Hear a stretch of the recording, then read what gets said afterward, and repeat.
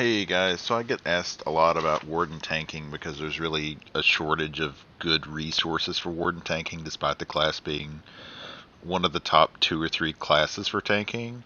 And there's a lot of different ways to do it on a Warden that are all correct, so I'm just wanting to make a video to basically show like how I do it, what my approach to Warden tanking is. And because I just get asked about it a lot, it seems a lot simpler just to make a video I can refer people to. Before I get too far down the road of explaining my tank specifically, I would take a moment to explain how I think you grade what an effective tank is and does. Tanks can be stratified in about 5 tiers depending on what their competency is in any content. So tier 1 tanks are basically you hold aggro and you don't die. Craglorn is full of tanks that think tier 1 is all there is to tanking. It isn't. A tier 2 tank is someone that has an optimized, coherent build. Do you have access to the necessary buffs to optimize your group DPS, to support your group sustain? Are you wearing stupid stuff? Do your bars and CP make sense? Are you doing things that are redundant? Are you doing things that are inoptimal? Beyond that, there's tier 3 tanking is basically like effectively managing all of your uptimes to get the most out of your sets and enchants and basically optimizing what you do in the trial. So that includes your Alkosh, your Crusher, your Maim uptimes, flies if you're on Warden. I'll talk about flies later on. I've heard DPS ask questions about like, well, why do I do this damage in this group and then hit like a wet noodle in this group? And a lot of the times that comes down to having a tank that like fits into tier 3 and is able to actually manage those uptimes to provide better group support and support the DPS. Tier 4 tanking is more, I think, like the natural progression of tanking is that you start to memorize content. So you kind of begin to take anticipatory actions and you react to things before they happen. You prepare for them before they happen. That's things like pulling adds in a manner that stacks everything in a matter of seconds. Conserving resources for what be difficult phases.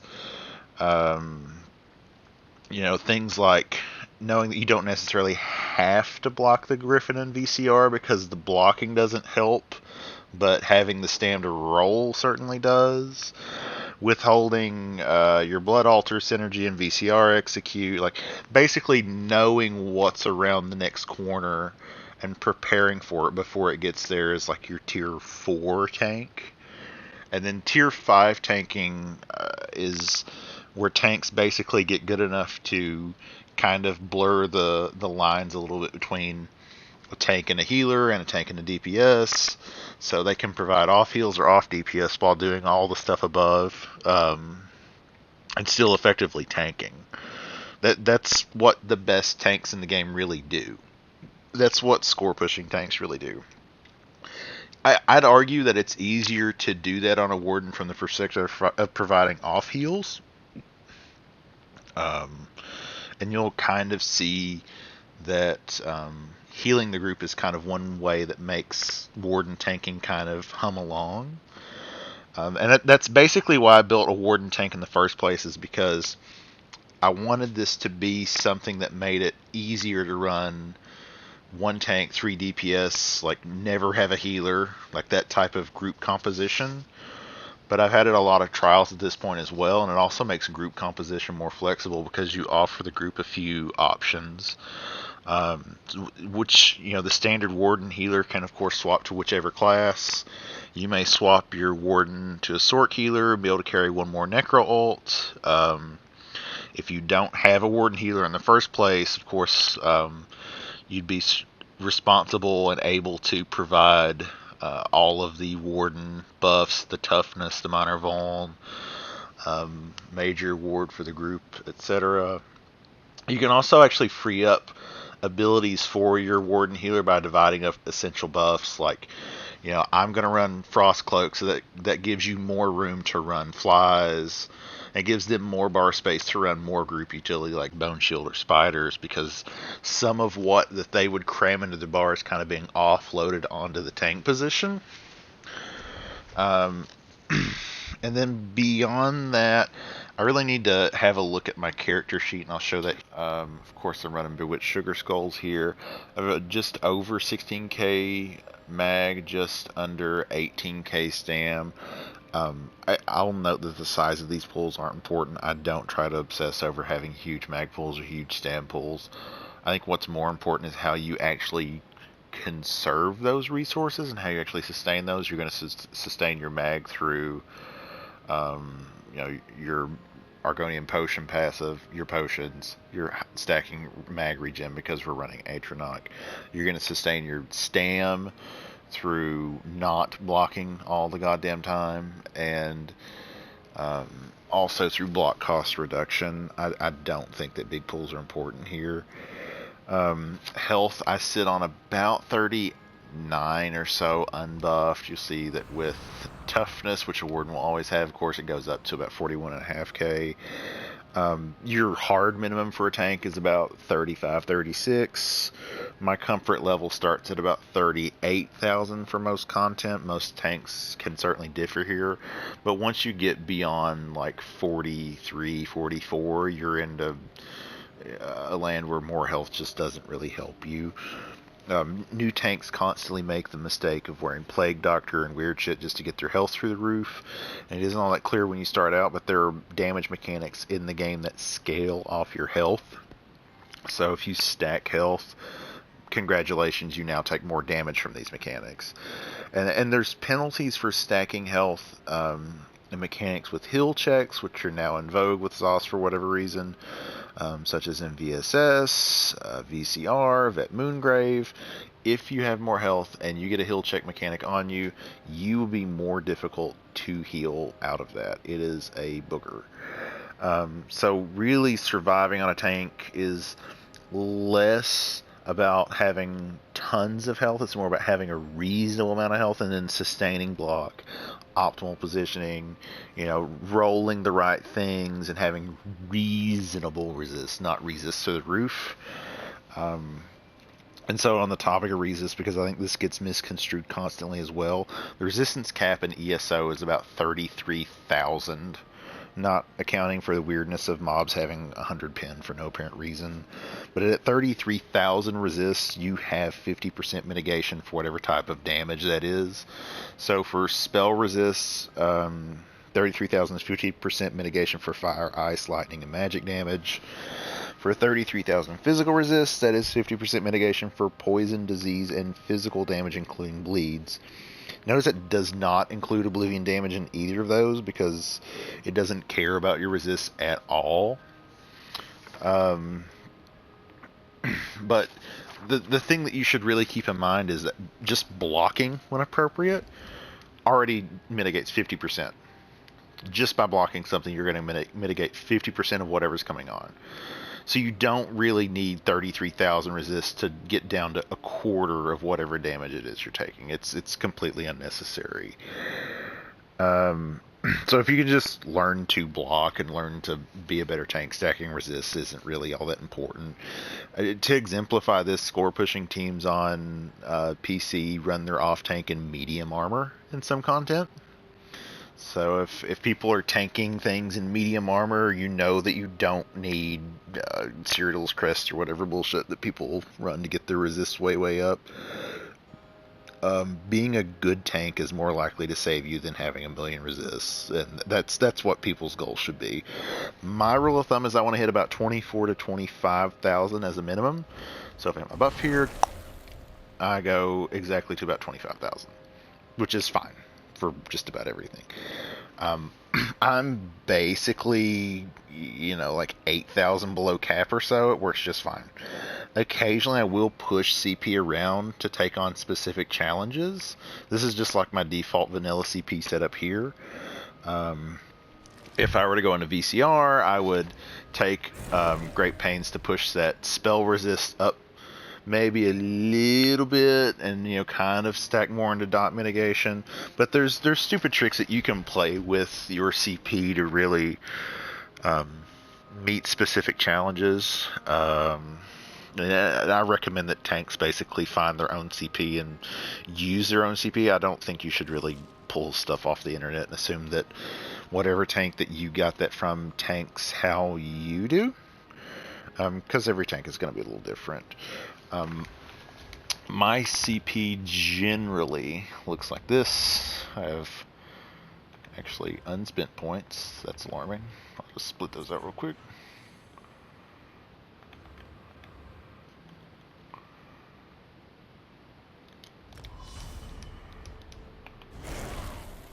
That puts me at, just under 27.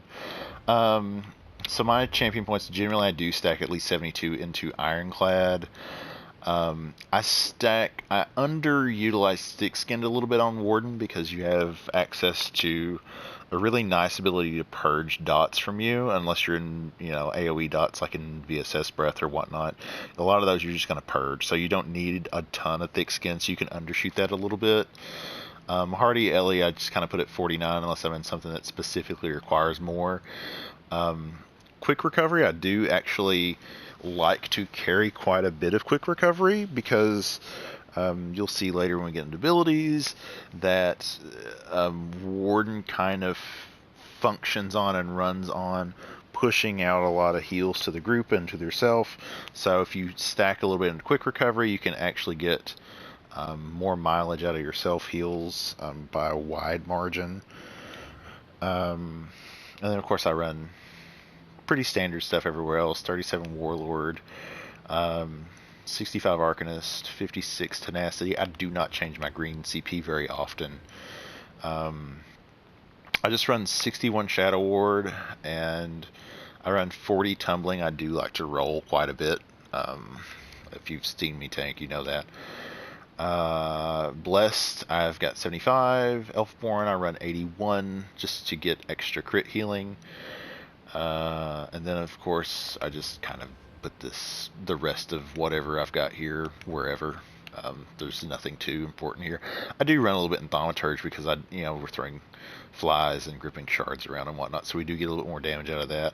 Some tanks do actually stack up to 120 points in the ritual to get the last stand passive. I think that's probably actually fine. The only issue I have with that is that you end up having to lose a little bit of Blessed or Elfborn. I'm not sure how comfortable I really am with that. But you should really get used to the idea of like, hey, if I'm in VAS, I can maybe push my spell shield up, and just kind of basically do your own CP as you go. I don't think it's really all that difficult for it. Gear is also actually quite straightforward for Warden tanks. Of course, we wear our Alkosh weapons and jewelry. That's what I almost always have on. I run Yol body almost always. I do carry Eben as a swap out to Yol, only on the body because the weapons and jewelry have glitches in them. I occasionally carry Torgs as a number 4 set in addition to Yol, Eben, Alkosh. If this was a Dragon Knight tanking video, I'd list Akaviri Dragon Guard probably in my top 4. I think it's probably overlooked because it gives quite a bit to the tank and to the group. And other 5-piece sets that you would carry beyond those 4 for a Warden really depend on whether you're main or off tanking as well as your group composition. So when you're looking for sets to include in your gear kit, other things you would consider would be things like Worm Cult, if you're running Mag Heavy, Heracines if you're running Stam Heavy, Morag Tong if you're running Stam Heavy, or if you're running, certainly some people in that Black Rose use Olarime in place of Alkosh. If you're going to carry a selfish set, I can't recommend leeching enough. It's really probably the only selfish set that you need. Most selfish sets are actually quite bad to the point of being awful. I see people running resilient Yokita and all kinds of nonsense that do not help you in a meaningful way. If you want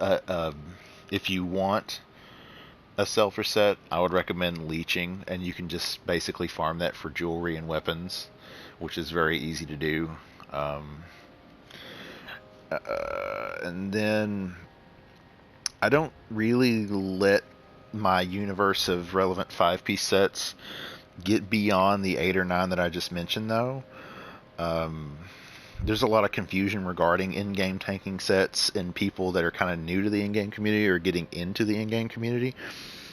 You should know that the scope of what sets are viable depends on what content you want to do and at what level you want to do that. If your personal in-game is tanking normal Hellra and picking flowers in Craglorn, you'll find that the universe of sets that fits that purposes can be quite wide.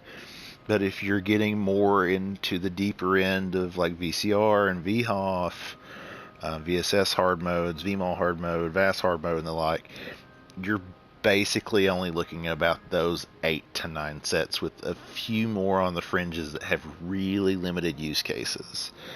For monster set on Warden, I have 2 sets I basically run. It's super straightforward.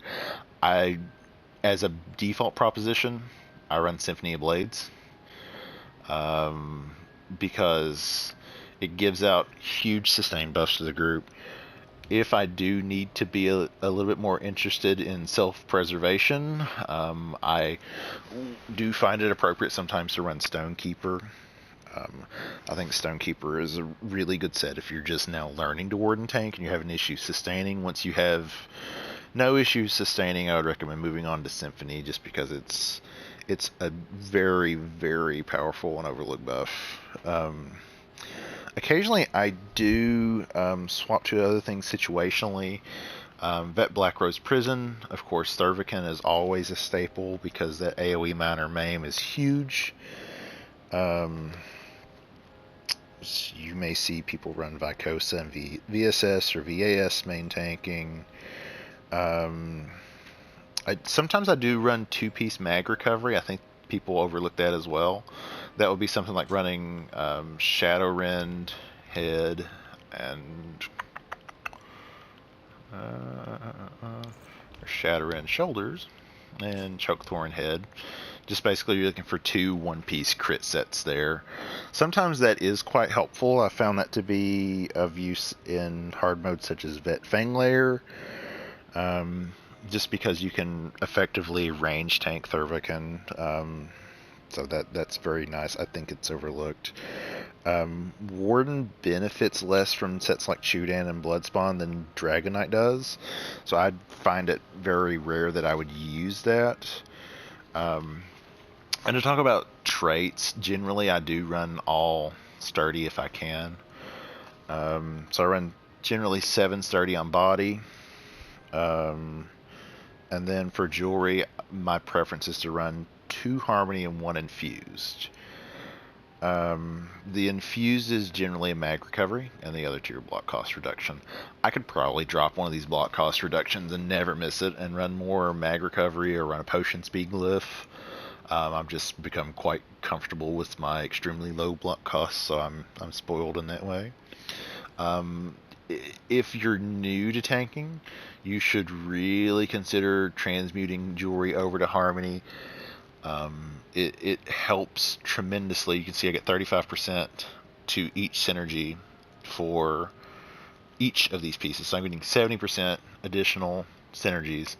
So when I grab an orb or a shard, I get almost twice what you would get without harmony. When I pop a Nova, it's almost twice as fat as it would be without harmony. A lot of the synergies that you grab, and then Blood Altar, of course, when you plop a Blood Altar, it shoots you to full because we're stacked into quick recovery. We're stacked into harmony very much. As far as traits for weapons, 100% of the time, your back bar should be infused. It should have a Crusher enchant on it. The only time that may theoretically differ is if you have someone else in the group that is running a Torig's Crusher and you don't want yours to override theirs on a single target. Other than that, this is always going to be what you're doing. Of course, a sturdy shield. You can do some weird things with your one-hand weapon trait. It's not as critical anymore because enchants for one-handed weapons are at half potency. I do find it kind of useful to run powered. It's not something you see very many tanks do. Typically you see people run decisive here. Or you may see them run infused and weakening, which I do also have as an option that I maintain. In certain situations I find that useful. When I'm running selfish, of course I run defending. Why not? Just because I'm cheap and don't have the transmutes. And I'll talk a little bit about why I use a frost damage enchant a little bit later on. And as far as abilities go, you'll find that this is also quite weird. This is where the build kind of starts to come together a little bit. So for the first ability I run Netch. This is probably one of the single best tanking abilities in the game. We're getting 5k stamina over 25 seconds, and we're getting a purge every 5 seconds. So in a 25 second cast, it does a purge on second 0, and then at 5 seconds, at 10, at 15, at 20, at 25. Or if we really need purges, we can merely pull some squids out of our armpits. There are situations where you will find that your health bar is moving mysteriously. Just pop a netch out. If you get snared, pop a netch out. If you're in Vet March of Sacrifices hard mode and you're getting snared by a million wolves, you can literally just spam this as you're running along and you never get snared. You just literally are purging every single second because this is free. Not to mention that is how we restore stam through block. So even if I eat all my stam here and start blocking, you'll see my stam slowly start to trickle back in. And because I'm an Argonian, I hit a potion and I'm at full. So it also interacts quite nicely with some of the Warden passives. Of course, you saw the free heal there. Every time it's unsummoned, I get a free heal just for pulling a squid out of my armpit. This is probably vastly overlooked as well, just for having that on the front bar, and that's why I front bar it. We get an additional 12% mag recovery and stam recovery, just because we have that on the front bar. I have a animal companion ability on both bars for that reason. It makes your sustain really easy, and also we get free ultimate just for using it. So sometimes you'll find that I just idly do this in combat because why not? If all my buffs are up and all my debuffs are up, it's just something that you can do to make sure that there's no dots on you and whatnot, or vulnerability. Then second skill I run on front bar is of course Polar Wind. This is an atypical choice for some Warden tanks because the other morph actually CCs enemies and does the heal, but it requires a target to cast. As you can see, I can cast this at any point without regard to me looking at a target or not. I find that to be a little bit more forgiving because I don't want to need a heal and have to be looking at a target to get it. I just find this is a little bit easier to work around. And then other than that, it is a huge self-heal. So we heal ourselves instantly for 14k. And then we also get a hot for about 1600 per second over 5 seconds. We also heal another ally for 14,000 health. It's like your freaking tank is breath of lifing you. It's bananas. It also puts a little frost effect around us, a little frost damage. It isn't huge. It isn't like a game changer, but it does sometimes proc chilled, which can of course maim enemies. Of course, I run Pierce Armor. That's extraordinarily standard. I will say I found out that recently that some tanks run Ransack, the other morph of Pierce Armor, in VCR because they need the minor protection. We don't actually need to do that because we have Ice Fortress, and that gives us minor protection. This is probably one of the best group buffs that you can hand out, especially in 4-man content where it's not guaranteed you're going to have a Warden present to hand this out. It's not guaranteed that your DPS are going to have a source of Ward and Resolve that they frequently use in rotation. Certainly some classes do not ever use Ward and Resolve in rotation, like if you have a Dragon Knight around. Templars sometimes, Mag Sorts maybe not, maybe so. Necros almost never. So giving out Ward and Resolve is certainly a huge deal. Giving minor protection to ourselves is also a huge deal. And that minor protection also lets us get by with lower resist if that's appropriate. The other thing is that, of course, because we have 2 Winter's Embrace abilities on our front bar, we get a free 1,000 physical and spell resist. It's free. Of course, you should have it. The other thing that I run on my front bar, you may find a bit atypical, is that I run Budding Seeds on my front bar. So that's this little flower field you see come out. And then it's a big heal after it blooms. Boom. Or you can just double cast it for the big heal right there. A few reasons to do that. Of course, we are a Warden and we hand out Toughness, which is 10% max health to the group. That is an easy way to do that, but that's not the main reason that we do it. The main reason that we do it is this. Every time you heal an ally with a green balance ability, you gain 250 mag or stam, whichever pool is lower, every 1 second. So I will always have a heal on the group, constantly. Because that's effectively 500 mag regen or 500 stam regen, whichever we're lowest on, which is insane. I think that's probably vastly overlooked. So typically, like I'll taunt an enemy, roll through it, and then after I apply, my debuffs and whatnot, I will throw through the enemy that to the group.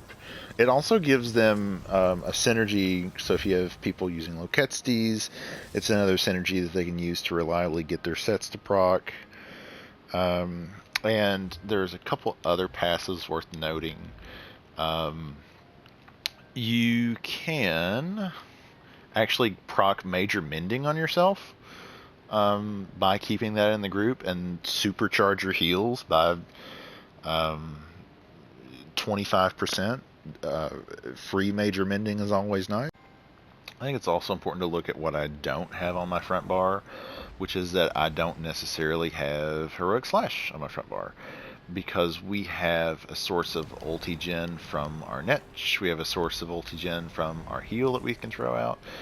There isn't necessarily a need to have Minor Heroism because we have these 2 sources of ulti-gen going. There also isn't necessarily a need for us to be maiming per se, because there's actually a lot of different ways to maim things other than just using Heroic Slash. Of course, you saw that I run a frost damage enchant. You can also run this on a weapon that is charged to technically get more of a chance of chilling the target. Chilling them, of course, provides minor maim. you'll find that the Warden passives themselves lend themselves to applying the chilled status effect, aka applying minor maim. So a lot of times if you're just in the course of actually hitting things, you'll see that guy's maimed right there, he's maimed again. And beyond the tank being the only person to provide minor maim, if you have people that are running Asylum, Destros, they're always going to be putting maim on things. You have people running Elemental Weapon, they of course are going to be applying chilled and therefore maim to everything. So it isn't necessarily like the tank's job is to provide maim and no one else will ever be able to do it. That's false. Maim has a lot of sources actually. And then on my front bar, I also run barrier. I run it. I don't necessarily frequently use it. I rarely use it. The only reason that we have it there is because we, of course, get 10% mag recovery for having it. And that 10% stacks with, of course, the other bonus that we were getting from Animal Companions. That bonus was, of course, 12% to both mag and stam. And, of course, I'm also running Atro Mundus. So I can get quite a lot of mag. You'll see if I have a potion active, I can get to, let's see, over 2,000 mag recovery easily. That is quite a lot of mag recovery. And having the netch and your barrier on your front bar is what allows you to get near that mag recovery. That also does not account for the mag that you can potentially get back from doing that.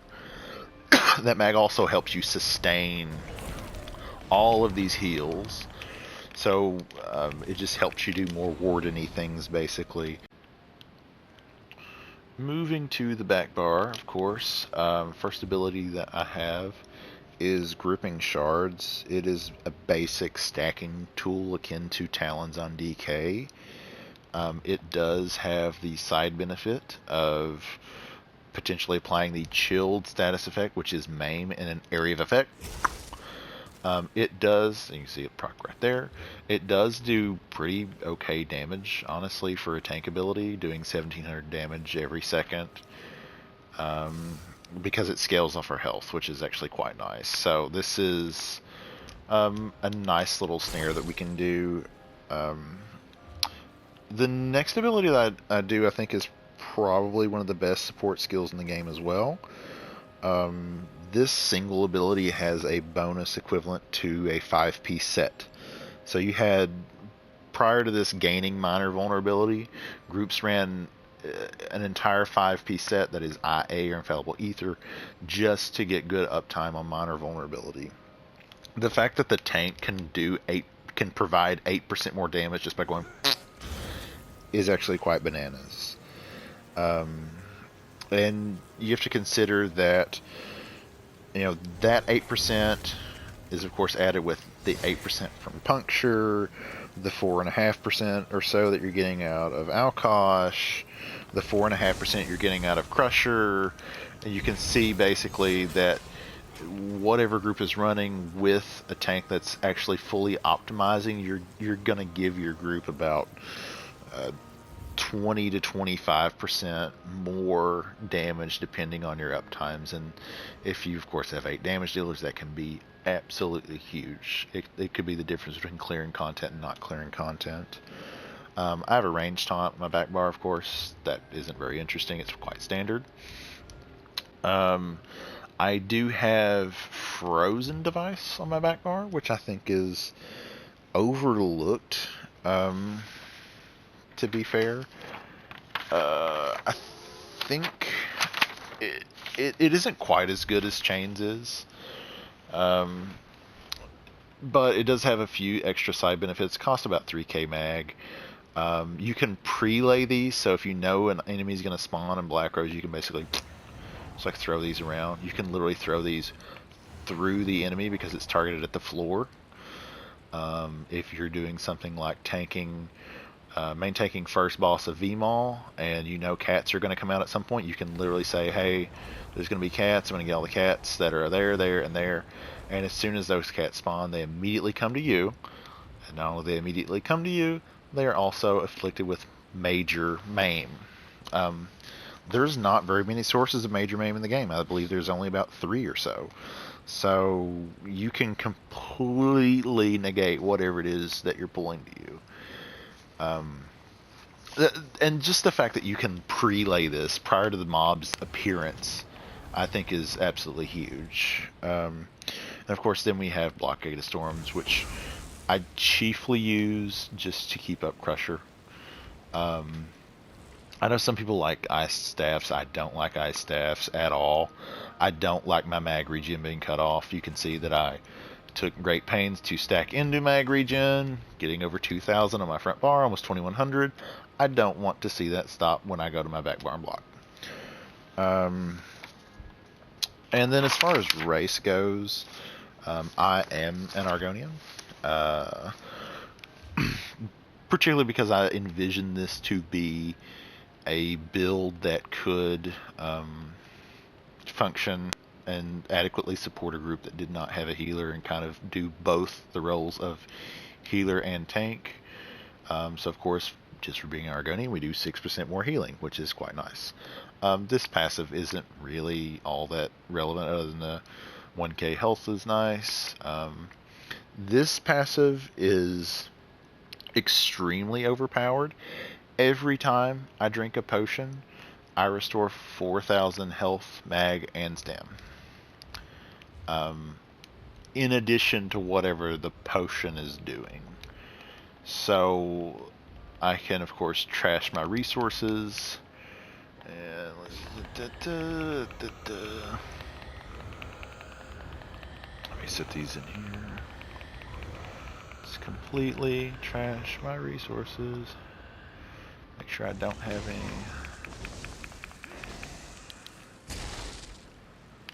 And why don't I just hit this guy with some flies?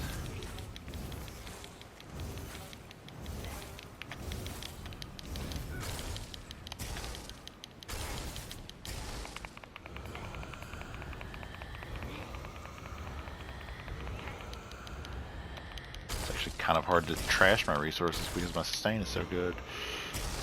So then we hit a potion, and ta-da, we're at full. Almost all situations you're going to go straight to full. It's absolutely insane. So of course, if you look at the math, we are giving back 7,500 mag and stam, 10k health, and then you look at this in addition, you're getting 4k from this. That's insane.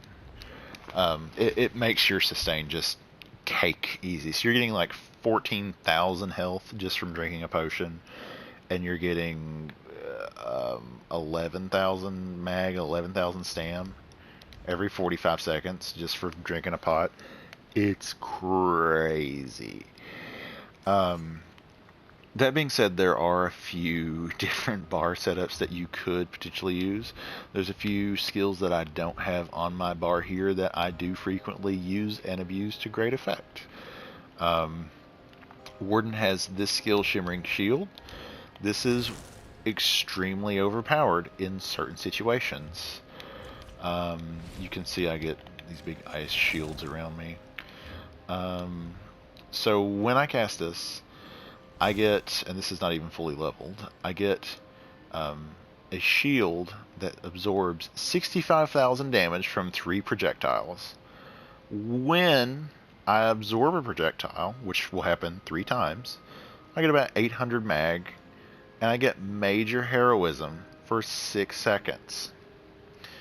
That is per projectile. So if I absorb 3 projectiles, I will get more mag. So I'll get over half the cost of this back, and I'll proc major heroism. I'll get huge, stupid amounts of ultimate generation just from proccing this. So places that you would use this, for example, tanking VCR, main tanking VCR, everything Zamaja does to you is a projectile other than the crushing darkness. So you can literally do this, and she tickles. Because most of the other things that you would do to mitigate what happens to you in VCR doesn't necessarily work, because so much of what happens is oblivion damage. But if you do this, oh, it just tickles. Isn't that funny? There's a few other tricks that you can use. Of course, if you're main tanking VCR, you also need a speed buff to get over to wherever Zamaja spawns, and this makes a nice one. It also procs all our animal passives, which is nice as well. I, of course, took the Deceptive Predator morph, which gives me minor evasion, which is just a free, nice little source of mitigation of AoE damage. I rarely find use for... I know some Warden tanks that use Northern Storm to hand out minor or major protection. I could see that having some validity, but given that we rarely use defensive ults anyway, I don't see myself using this one and sacrificing my mag regen passives. I've seen some Warden tanks use this. It doesn't heal enough for me to really consider that to be used. I am toying with the idea, of course, of backbarring at Resto Staff. We'll see.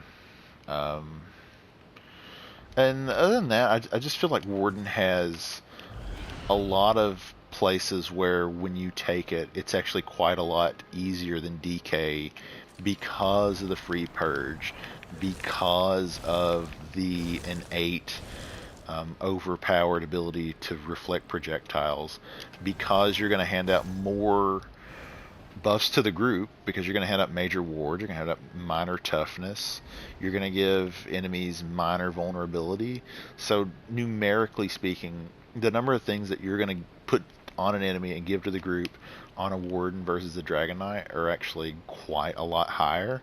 The only thing that Dragon Knight really has versus a Warden is they are certainly easier to tank with, because you have they're just beefier. They have better sustain tools that are more straightforward in Battle Roar. But I think people that actually give Warden tanking a try and actually do it properly will find that there's actually quite a lot that you can do that is easier than it would be on a Dragon Knight. Anyway, I hope this is actually helpful. Of course, if you see this video probably in a guild with me on PS4NA, you can always shoot me a message and just ask me about things that you've seen here, and have a good one.